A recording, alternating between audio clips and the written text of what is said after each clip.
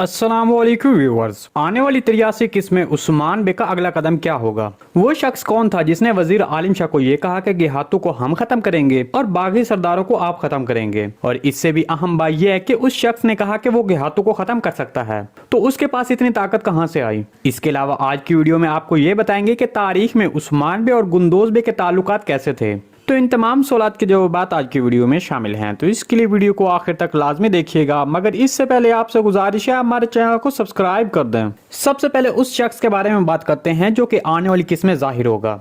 हमारे तजज़िये के मुताबिक जो लोग वजीर आलम शाह की खुफिया तौर पर मदद कर रहे हैं और जिसने ये कहा कि वो गेहातों को खत्म करेंगे, वो दरमियानो लहरी कबीले से ताल्लुक रखने वाले लोग होंगे। और इसके साथ साथ ये भी हो सकता है कि ये सल्जूक रियासत का अमीर भी हो जो सल्जूक रियासत में अपनी खिदमत अंजाम दे रहा हो। ताहम हर तरह से इस शख्स का ताल्लुक काय कबीले की तरह किसी ताकतवर कबीले से होगा जो सल्जूकियों से अलग होगा, क्योंकि उसने वजीर आलिम शाह से कहा कि वो गेहातों को मार सकता है। दर हकीकत ये वो लोग होंगे जो सल्जूक रियासत पर पहले ही हमले कर चुके होंगे और अब वो वजीर आलिम शाह के साथ मिलकर खुद एक रियासत बनाना चाहते होंगे। लेकिन गेहातों की आमद और उस्मान बे के अरूज ने उनके मंसूबों को खराब कर दिया। फिलहाल हम आपको इन खुफिया लोगों के बारे में बस इतनी ही मालूमात दे सकते हैं। ताहम चंद एक साथ के बाद जब मंजरनामा बदलेगा तब हम आपको इनके बारे में मजीद तजज़िया पेश करेंगे। दूसरी तरफ आने वाली किस्त में सबसे दिलचस्प मौजू गुंदोज बे का होगा। क्या उस्मान बे गुंदोज बे को मार डालेंगे? तो इसके बारे में आपको बता दें कि उस्मान बे गुंदोज बे को नहीं मारेंगे बल्कि उसको माफ कर देंगे। लेकिन गुज़िश्ता किस्त के आखिरी मंजर में उस्मान बे वहाँ अपने भाई गुंदोज बे को सख्ती से तनबीह इसलिए कर रहे थे ताकि उन्हें एहसास हो कि उसने क्या किया है।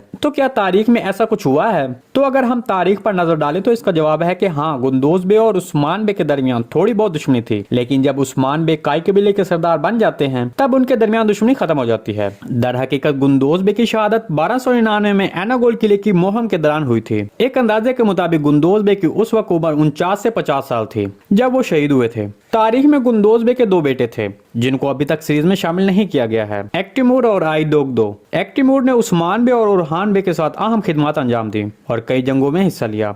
दूसरी तरफ आइदोगदो एक किले की फतह के दौरान 16 से 17 साल की उम्र में शहीद हो गए थे। जी दोस्तों, आज की वीडियो बस यहीं तक थी। उम्मीद है आपको पसंद आई होगी। अगर हमारी वीडियो अब तक बर वक्त नहीं पहुंच रही तो बेल आइकॉन लाजमी प्रेस कर लें ताकि हर आने वाली नई वीडियो का नोटिफिकेशन आप तक बर वक्त पहुंचता रहे। वीडियो अच्छी लगी तो इसको लाइक शेयर कर दें। मिलते हैं किसी नई वीडियो के साथ, तब तक के लिए अल्लाह हाफिज।